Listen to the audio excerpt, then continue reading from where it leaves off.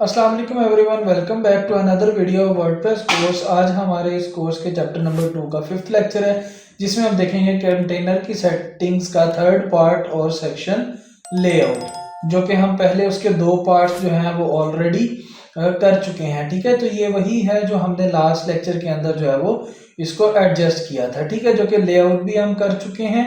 ठीक है, स्टाइल की भी ईच एंड एवरीथिंग जो भी चीज़ें इसमें आती हैं डिटेल्ड के अंदर जो है वो हम डिस्कस कर चुके हैं। अब जो है वो हमारे पास थर्ड जो है ऑप्शन आ रहा है एडवांस्ड का। ठीक है, अब ये एडवांस्ड के अंदर कुछ ऑप्शंस हैं, लेआउट है, मोशन इफेक्ट्स है, ट्रांसफॉर्म, रिस्पॉन्सिव एट्रीब्यूट और कस्टम सीएसएस। तो हम इसको बारी बारी देखते हैं कौन कौन से ऑप्शंस में कौन कौन से जो टूल्स हैं वो हमारे लिए अवेलेबल हैं। ठीक है, तो अभी जो है मैं एक तो इसको जो है वो हम थोड़ी सी हाइट जो है वो ज़्यादा कर लेते हैं, ताकि हमारा जो काम है वो हमें अच्छे से विजिबल हो। ठीक है, तो लेआउट के अंदर सबसे पहली जो दो चीज़ें आ रही हैं, एक है मार्जिन और एक है पैडिंग।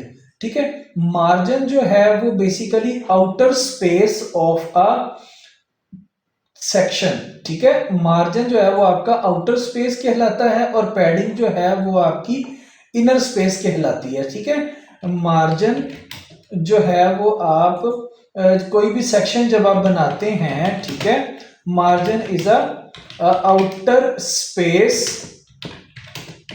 ऑफ सेक्शन या कंटेनर। ठीक है, उसके बाद जो है पैडिंग है वो है इनर स्पेस ऑफ सेक्शन और कंटेनर। अब देखिए क्या है बेसिकली कि जब हम कोई चीज जनरेट कर रहे होते हैं या बना रहे होते हैं, तो अब यहाँ पर जो है वो यहाँ पर भी कोई देखें स्पेस नहीं आ रही, इधर भी कोई स्पेस नहीं आ रही।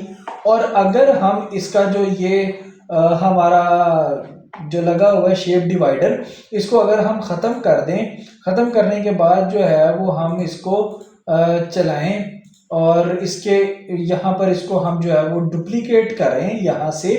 ठीक है, इसमें भी आपके पास ऑप्शंस होते हैं कुछ, जैसे ही मैं यहाँ पर इसको राइट क्लिक करूंगा, इसको एडिट कंटेनर कर सकता हूँ, डुप्लीकेट बना सकता हूँ, न्यू कंटेनर यहाँ से ऐड कर सकता हूँ, ये इसको कॉपी पेस्ट भी कर सकता हूँ। ठीक है, इसी तरीके से इसको डिलीट भी यहाँ से कर सकता हूँ। ठीक है, और यहाँ पर अभी मैं इसको क्या करता हूँ कि डुप्लीकेट करता हूँ, इसका दूसरा सेक्शन बनाता हूँ।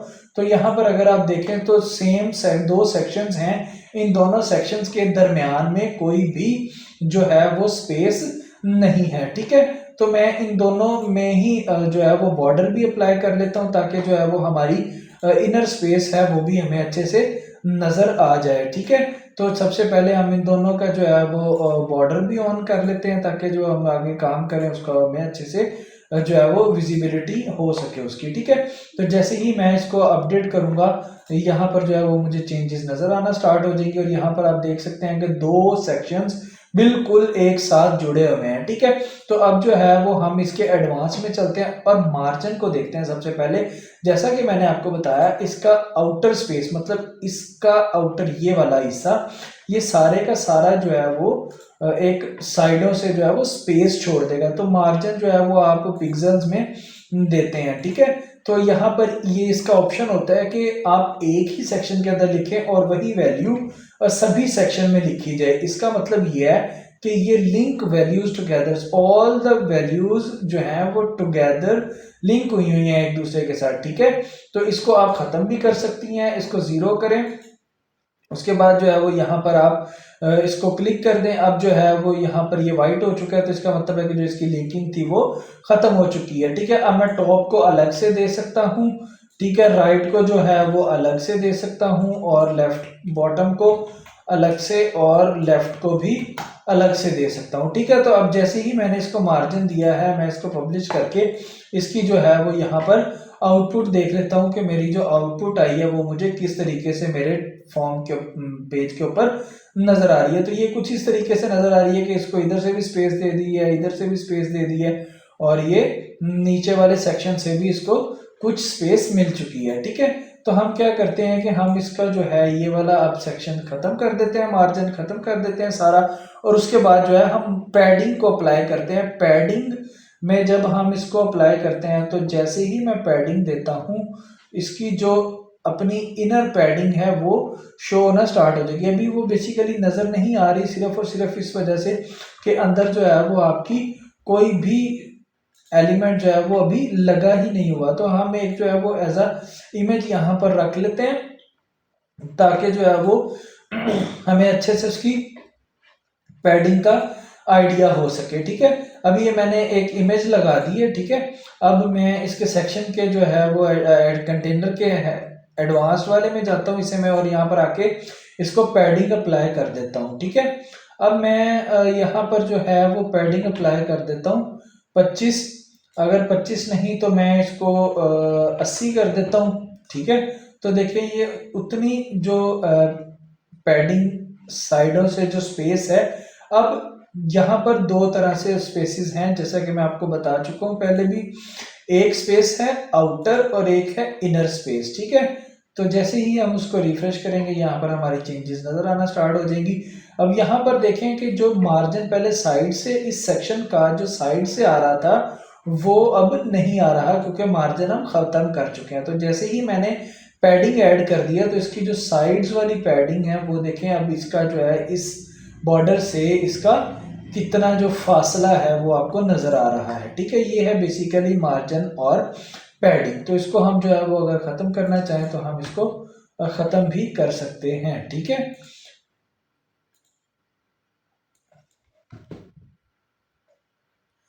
अच्छा, अब इसके बाद जो है आपके पास ये अलाइन सेल्फ आता है। ये बेसिकली आप हम जब आगे इसके जो एलिमेंट्स हैं उनको पढ़ेंगे उनमें ये ज़्यादा बेहतर तरीके से ऐड ऑन हो जाएगा। यहाँ पर अगर हमने कोई जो है वो CSS ID देनी है, अगर हमने कोई कस्टम कोडिंग वगैरह करनी है तो वो ID और क्लास दे सकते हैं। तो यहाँ पर ये अभी हम यूज़ नहीं करेंगे। उसके बाद जो है इसके मोशन इफेक्ट्स आते हैं। अब मोशन इफेक्ट्स के अंदर 2 से 3 चीज़ें जो हैं वो तो हमारे पास लोग हैं क्योंकि हम अभी फ्री वर्जन यूज कर रहे हैं। तो जैसे ही हम इसका एंट्रेंस एनिमेशन पे जाते हैं तो एंट्रेंस एनिमेशन में फेड इन ये कुछ इस तरह से जब शो होगा। ठीक है, इसके ऊपर काफी सारे जो ऑप्शंस हैं वो आ रहे हैं, स्लाइड इन डाउन। तो ये आपकी एंट्रेंस की एनिमेशन आप यहाँ से सेट कर सकते हैं। उसकी फास्ट होनी चाहिए या नॉर्मल होनी चाहिए, उसकी जो डिले है वो आप सेट कर सकते हैं।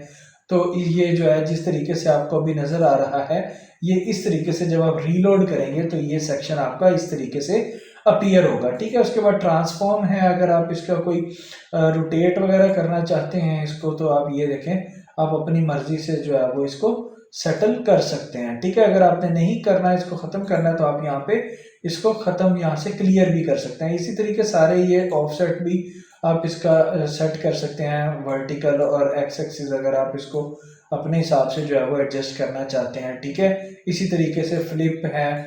ठीक है, वर्टिकली फ्लिप है। सही है, उसके बाद यही चीज आप होवर पे भी कर सकते हैं कि जैसे ही मैं इस पर होवर करूं तो ये फ्लिप हो जाए।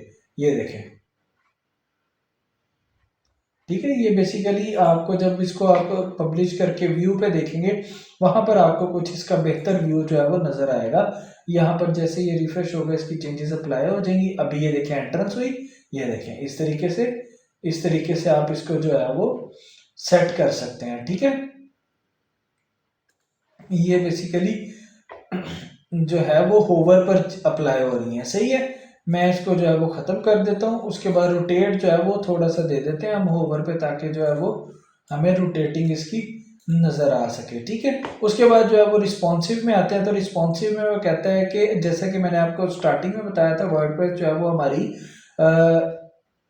रिस्पॉन्सिव है डेस्कटॉप के लिए भी, मोबाइल के लिए भी और टैबलेट के लिए भी। ठीक है, तो जैसे ये टैबलेट पे इस तरीके से नजर आएगा, मोबाइल पर ये कुछ इस तरीके का नजर आएगा।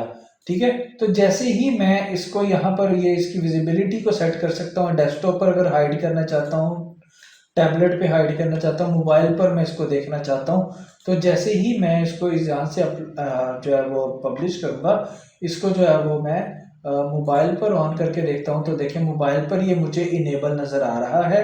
ठीक है, ना तो ये टैबलेट पे मुझे इनेबल नज़र आ रहा है ना ही डेस्कटॉप पे इनेबल नज़र आ रहा है। तो यहाँ पर भी देख सकते हैं वो हाइड हो चुका है। और जैसे ही मैं यहाँ पर इसको इंस्पेक्ट करता हूँ, ठीक है, इंस्पेक्ट के अंदर मैं जो है वो यहाँ से इसको मोबाइल व्यू पे लेके जाता हूँ यहाँ से, तो मैं यहाँ पे देख सकता हूँ कि यहाँ पे जैसे ही मैं इसको ऑटोमेटिकली जो है वो एडजस्ट करता जाता हूँ साइज को।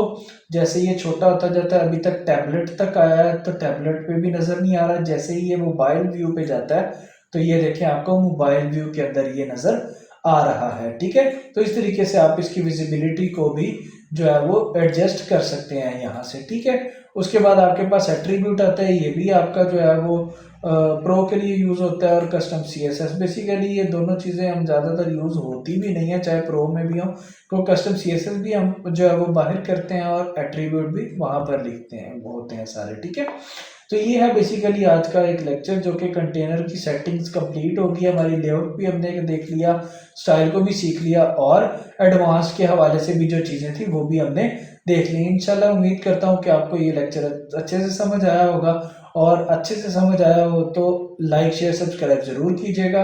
और आपको हमारे हर वीडियो के डिस्क्रिप्शन के अंदर इसका आर्टिकल लिंक भी मिल जाएगा, ताकि आप जो है इसको वहाँ से पढ़कर भी जो है वो समझ सको। ठीक है, कोई स्टेप बाय स्टेप जो प्रोसीजर्स हैं वो भी आप उसके देख सको। तो उम्मीद करता हूँ आपको लेक्चर अच्छा लगा होगा। मिलते हैं इंशाल्लाह नेक्स्ट लेक्चर के अंदर। Thank you so much. अल्लाह हाफिज़।